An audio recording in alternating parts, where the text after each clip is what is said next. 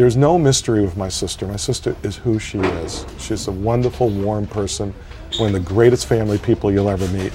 Takes being a family member very seriously, just like she takes everything else. And so, for me and her, we have a relationship born out of that. There was just three of us, really. It was a core group, and that was our family. I would say we are a triangular family, my mom, my sister, and myself, and we sort of feed off each other and depend on each other. And I would say that's where the closeness comes in. We have a bond that's just incredible. I think that growing up the way we did makes you respectful. Again, it makes you humble. It makes you appreciate. We've never looked back or looked down. We always look up and ahead, but always know, we're still the same people. There's nothing that's changed about us fundamentally. That's just the influence of our heritage and our mom and everything that's been given to us.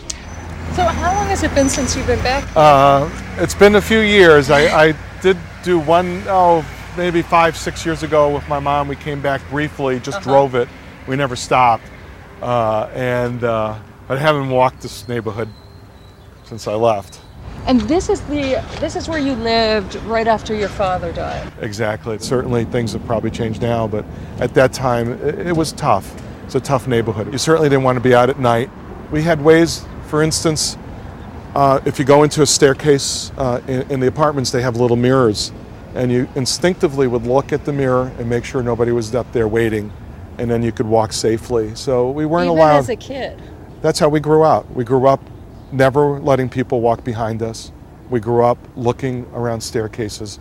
When you got into an elevator, you just instinctively look at the mirror, make sure there was no one behind, because you just never knew. Well, and that's why, when you all moved to that apartment building, what I read was that people just almost viewed it as a clinic. They would come to the apartment if they were sick, if they had any ailments, any questions, they needed advice, they just showed up on your doorstep. That's exactly right. That is my mom, and I think, I don't know if it's Clara Barton or Florence Nightingale, I think it's a great description.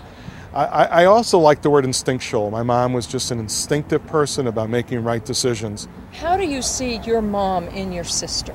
Wow. How are they alike? Independent, certainly not intimidated, certainly hardworking, caring, probably more than anything, tolerant. My mom taught us, no matter where you came from, what kind of job you had, what kind of economic status, what kind of preferences you had in anything in life, you treat them with dignity, treat them with respect.